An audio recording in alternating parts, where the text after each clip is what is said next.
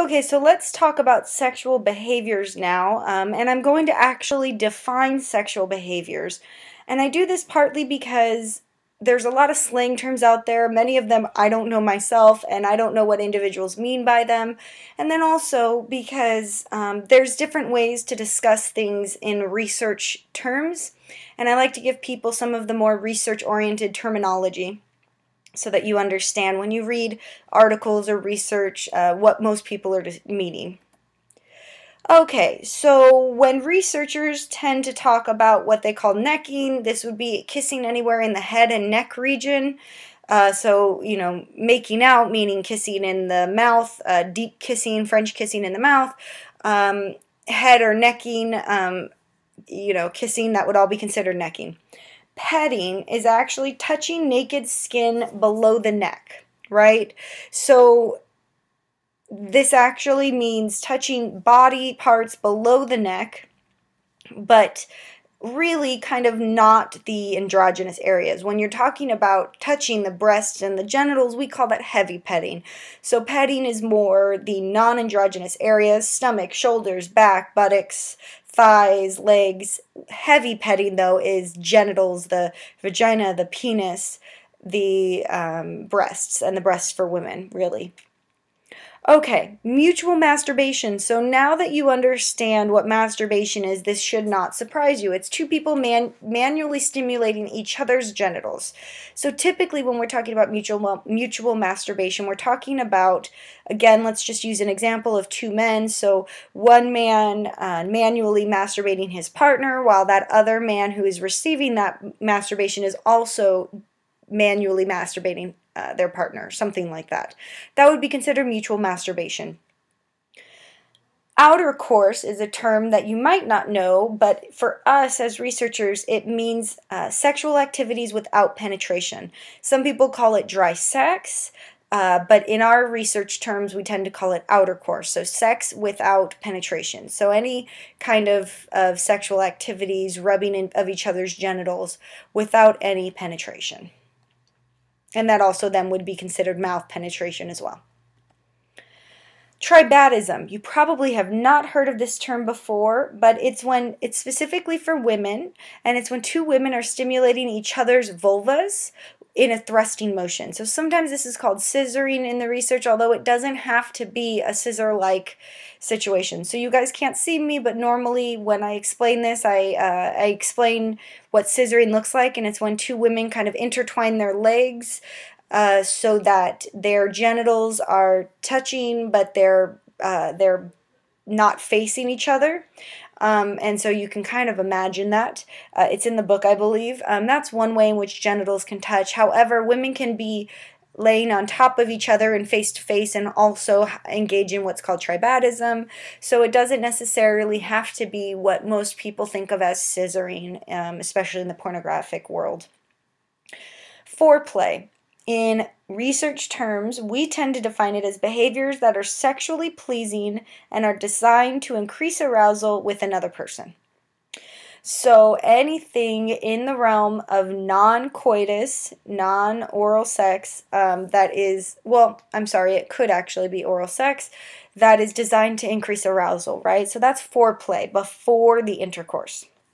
Afterplay are sexual behaviors following coitus or orgasm. So I'm not talking about cuddling here.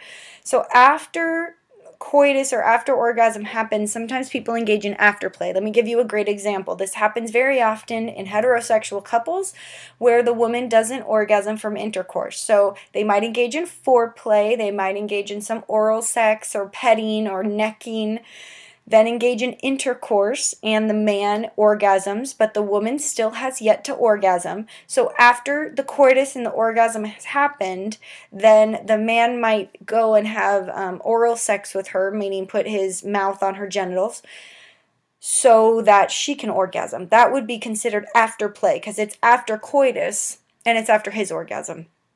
So that's one example.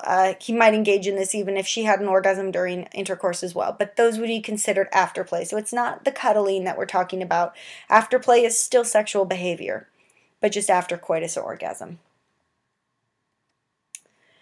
All right, now oral sex. So oral sex is something that has become more popular, and specifically we find that there is an age difference here. So younger people are actually more likely than older people to engage in oral sex, and more educated people tend to report more positive feelings towards oral sex than less educated people.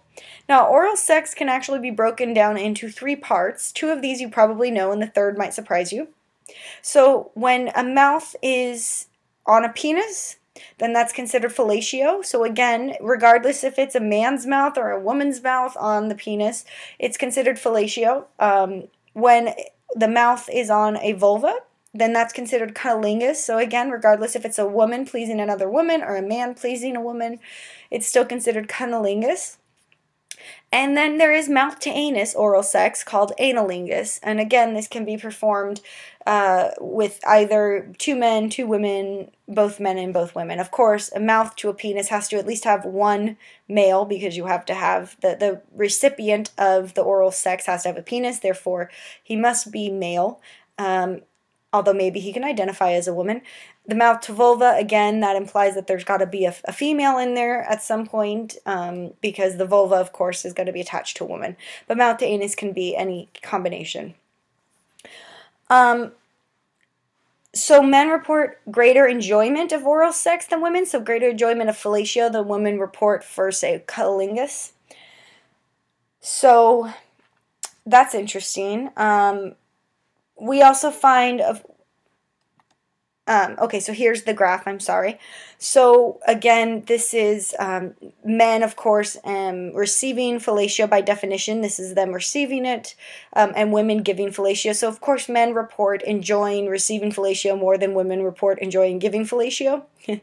But what's interesting is men actually report giving cunnilingus is more pleasurable to them than women report receiving it. Why is that? Again, there's many reasons why that can be. One possibility is that the women are truly just not getting as much stimulation or don't enjoy it as much because they're not getting as many orgasms, which might be the case, but we tend to think that it might be something else, which is more that women are not as comfortable receiving oral sex as men are. So women are much more worried and preoccupied while enjoying or trying to enjoy cunnilingus. And so they're not as into it, where the man is more into fellatio and then also more excited by cunnilingus, because typically cunnilingus is not where it ends. So men are excited to be engaging in behaviors that are sexual because then they know they might lead to more pleasurable sexual behaviors. And so we think that might be what's going on here.